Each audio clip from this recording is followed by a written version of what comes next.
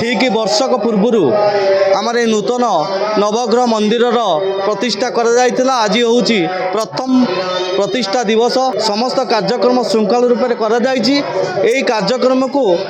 संपूर्ण रूप संपादन दायित्व आम ग्रामवासी तत्सहित आमको सहयोग हाथ बढ़ाई जी पूर्व वर्ष भाई आमको सहयोग देते बसंत भास्कर चैरिटेबल ट्रस्ट ट्रस्टी जी अच्छा श्रीमती डिम्पल चौधरी एवं श्रीजुक्त गोलक चंद्र परिड़ा तांकर सहयोगर दान आम ग्रामवासी दान समस्त भक्त मान दान आम मैंने एत बड़ मंदिर करी तार प्रथम वार्षिक उत्सव करुचु। शनिश्चर प्रथम वार्षिक यज्ञ अनुष्ठित होती जहाँ बहुत खुशी भल भल ठाकुर काम चलती से बहुत खुशी मुझे अंचलवासी समस्त धन्यवाद दूसरी प्लस कमिटर मेंबर मानक